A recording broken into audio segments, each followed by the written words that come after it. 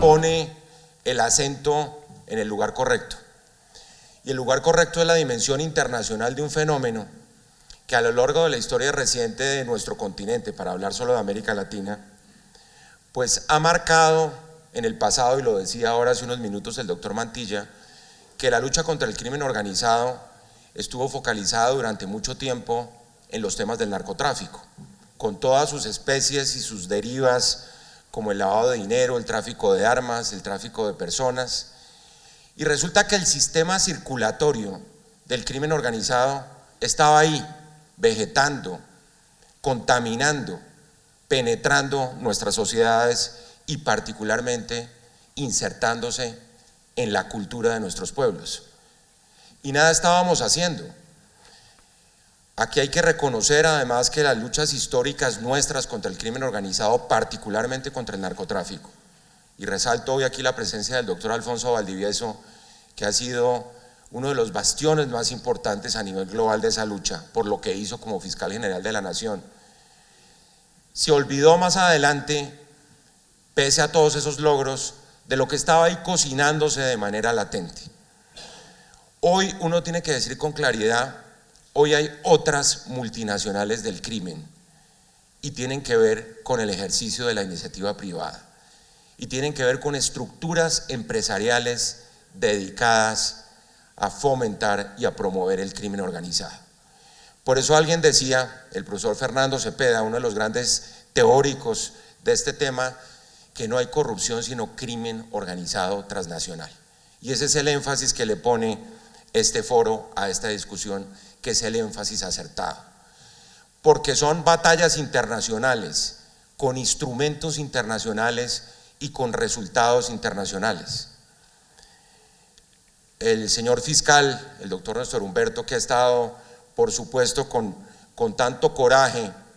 en la primera fila en esta lucha, asistió recientemente con nuestro viceprocurador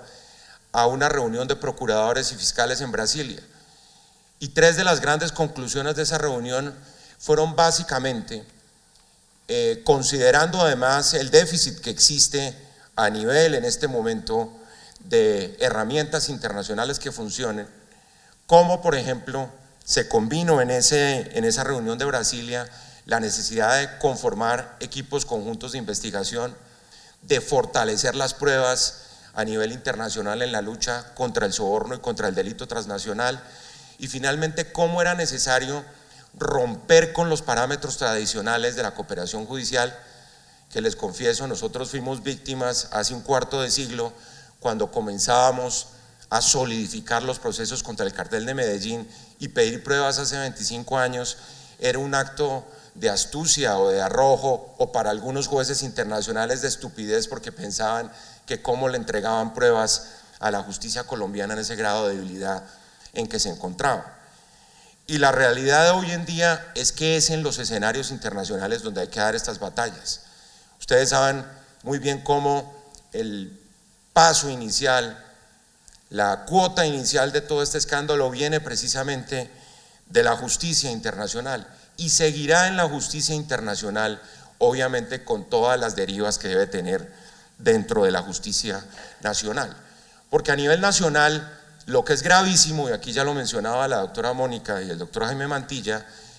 es el daño tan grande que le está haciendo a la democracia. Uno podría decir que en este momento, como lo fueron las dictaduras en los 80s, como ha sido el fantasma y esa falla geológica del sistema político que es la desigualdad en América Latina, hoy la mayor amenaza a la democracia en nuestra región, en Colombia por supuesto, por la inestabilidad política que genera, es la corrupción. Y eso pues obviamente es un lugar común decirlo. Lo grave es cómo la vamos a combatir cuando estamos además partiendo de la base que la principal expresión a nivel local tiene que ver con el ejercicio de la política. Y eso porque además, como lo decía, desde el punto de vista cultural se ha enraizado esa zona gris entre las prácticas comerciales atrevidas y los hechos de corrupción, nos llevaron a que, como se dice coloquialmente, corrimos la cerca ética y comenzamos a aceptar una serie de conductas, no solo a nivel nacional. Ustedes deben recordar que hasta la expedición, y aquí lo van a hacer a lo largo de esta jornada, hasta la expedición de la Convención de la OECD sobre soborno transnacional, era perfectamente legítimo descontar en las declaraciones de renta de las empresas europeas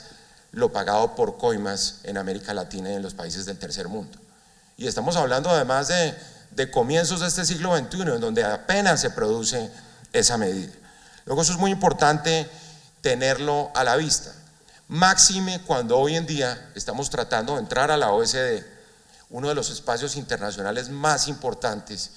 en el campo de reglas de juego claras para el ejercicio de políticas públicas modernas,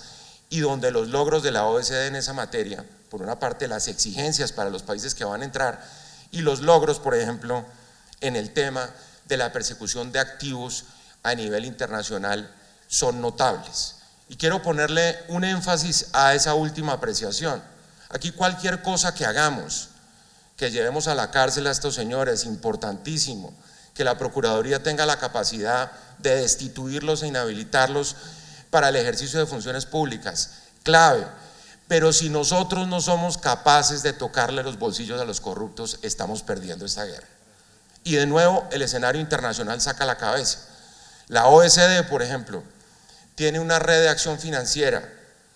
contra el lavado de dinero y el financiamiento del terrorismo, de la cual por supuesto Colombia tendrá que ser beneficiaria en la medida en que vayamos ampliando la acción en los comités de la OECD y logremos la entrada formal a esa organización. Y eso es importante porque al fin y al cabo ahí sí nos falta refinar todavía muchos instrumentos. Por ejemplo, y aprovecho este escenario para mencionarlo, todo ese tema que ya tiene, entiendo, casi 20 años, esa obligatoriedad para los funcionarios públicos de presentar las declaraciones de bienes y de patrimonio, ha sido completamente subutilizado. Es hora de revivir esos mecanismos para perseguir con una de las herramientas que ha sido sumamente exitosa, como es el tema del enriquecimiento injustificado, para perseguir el delito de la corrupción. Y es hora de pensar en que reactivemos una medida de esa naturaleza, que actualicemos las bases de datos y que miremos cómo ha sido el incremento patrimonial de funcionarios públicos sobre quienes recae esa presunción de faltas a la ética. Y en ese sentido, y aquí muy telegráficamente, voy a plantear tal vez una dimensión optimista de toda esta lucha, porque yo creo que hay herramientas que sí funcionan y hay herramientas que tenemos que poner en marcha, herramientas que no solo obedecen a cambios legislativos, porque como decía el doctor Mantilla, estamos aquí ya en el sumum de la inflación legislativa en materia de normas contra la corrupción, cuando lo que importa es aplicarlas y sobre todo cambiar los escenarios culturales donde se produce este flagelo. Y me refiero a las normas de financiamiento de campañas, por ejemplo, a la necesidad que es en un escenario como este donde uno lo tiene que proponer de iniciar el debate, como yo ya lo he mencionado en varios foros, de la responsabilidad penal de las personas jurídicas. Tenemos una legislación adaptada a las exigencias de la OECD en materia de responsabilidades administrativas y el señor superintendente de sociedades aquí presente ha comenzado a ejercerlas con mucha claridad. Pero la gran pregunta es que frente a estructuras societarias dedicadas al crimen, como Odebrecht, si no debemos dar el paso de la responsabilidad penal de las personas jurídicas. De las alianzas con el sector privado. Yo hablaba ahora con el doctor Guillermo Botero de FENALCO, hemos hablado con Fedesarrollo, con la ANDI, con los actores a nivel local, a ver de qué manera logramos avanzar en esa materia, porque estoy absolutamente convencido que uno de los elementos claves, una pieza fundamental del rompecabezas, es tener la integridad como un valor empresarial que dé réditos también ante la opinión pública.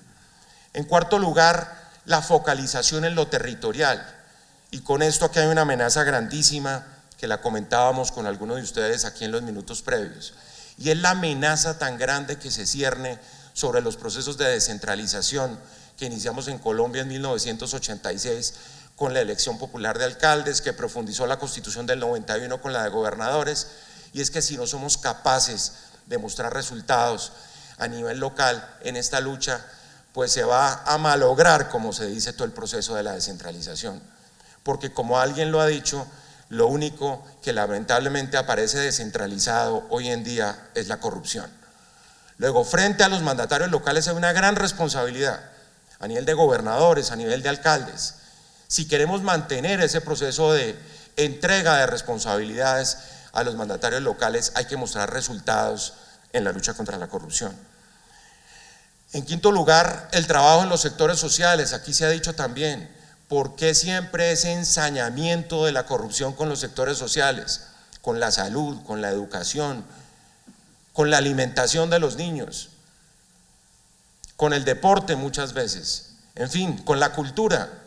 donde además han surgido, ustedes lo saben, una cantidad de convenios interadministrativos, y lo hemos descubierto en varios departamentos, que son la excusa perfecta para evadir las normas tradicionales de contratación pública. La figura de las veedurías ciudadanas, yo creo que es hora no solo de fortalecerlas a nivel local, sino de comenzar a proteger la capacidad de denuncia de los ciudadanos en relación con este flagelo. Eso es fundamental. El tema de la delación es un tema esencial en la lucha contra la corrupción. Ya veremos si eso tiene que venir por cuenta, como hoy aparece en la primera página de los periódicos, por cuenta de recompensas. Y hay un gran debate ético si uno tiene que recompensar al corrupto para que delate. Ese debate hay que hacerlo. Pero hay instituciones que han aparecido en legislaciones comparadas. La semana pasada en la Universidad Javeriana estaba presente el jefe de la autoridad de la corrupción en Italia, una agencia completamente independiente, en donde contaba cómo hay un sistema de reparación, en donde hay posibilidades de proteger al denunciante y en un momento dado, por lo que implique los costos de esa lucha, de entregarle una retribución a quien tenga la capacidad de denunciar y de mantener el sistema funcionando. La extradición, que la ha mencionado el señor fiscal y que estoy seguro que nos hablará ahora de eso también, un elemento fundamental, no hay que renunciar a él. La necesidad de la asistencia mutua en materia de pruebas, que ya les mencionaba. Y finalmente, insisto en el tema, la capacidad de tocar los activos en el exterior. Aquí los señores que se lucraron de esa primera cuota de los sobornos de Odebrecht, nadie sabe dónde está el dinero de ellos. Existe la trazabilidad de cómo se hicieron las transacciones, pero en dónde se encuentran esos activos y cómo vamos a encontrar formas eficientes de combatirlo. Yo sé que la Fiscalía está en esa dirección y lo que todos esperamos, obviamente con la colaboración de las demás autoridades de control, es poderle tocar el bolsillo a los corruptos. Colombia tiene una historia además de, digamos, de buenas prácticas, como se dice hoy en día en la administración moderna, que vale la pena reactivar. Yo he insistido mucho, por ejemplo, en la necesidad de resucitar ese mecanismo de la pérdida de investidura que consagramos en la Constitución de 1991 para los parlamentarios y quienes han elegido popularmente y que incurran en una serie de conductas condenables desde el punto de vista ético. Afortunadamente creo que ese llamado ha encontrado eco en instituciones como el Consejo de Estado, porque a nivel internacional, y no lo digo desde el punto de vista colombiano, existe claridad sobre la efectividad de ese mecanismo.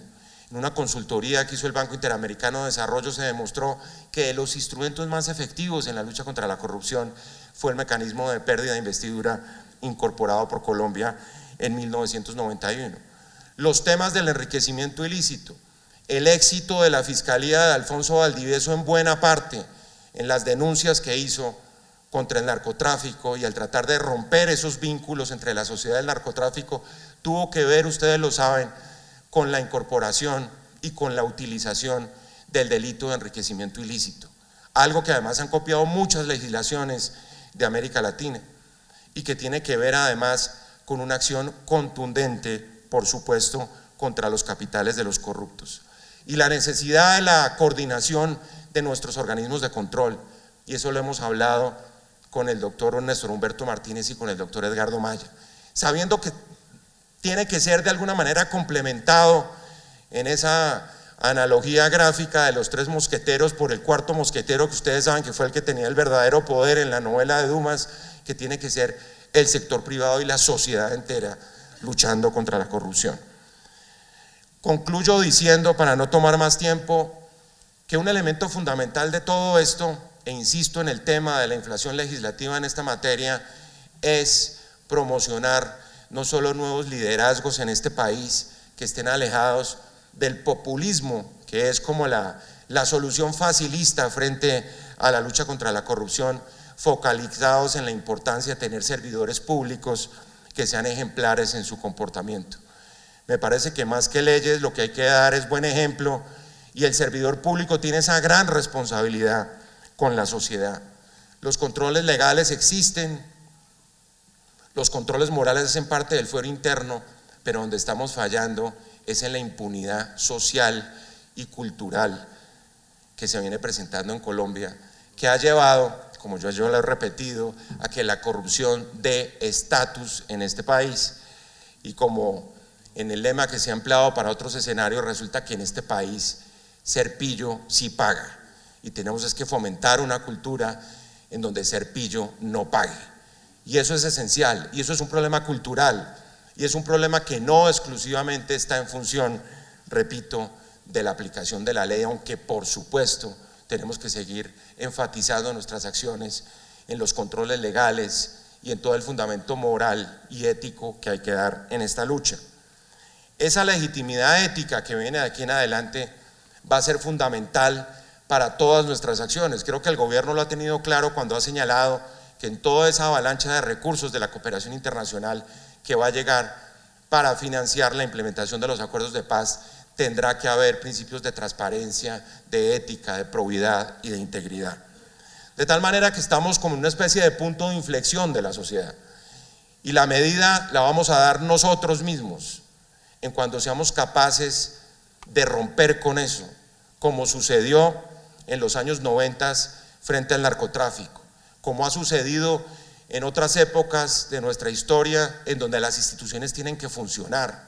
como funcionó la Sala Penal de la Corte y la Corte Suprema de Justicia en otras épocas, como ha funcionado el Consejo de Estado en la pérdida de la investidura, como ha funcionado la Fiscalía, como ha funcionado la Procuraduría, en fin, una sumatoria de respuestas institucionales que van a ser el salvavidas frente, repito, a tantas soluciones facilistas que tienen que ver con el populismo y con una propaganda contra el Estado y contra la institucionalidad, y que solo dejan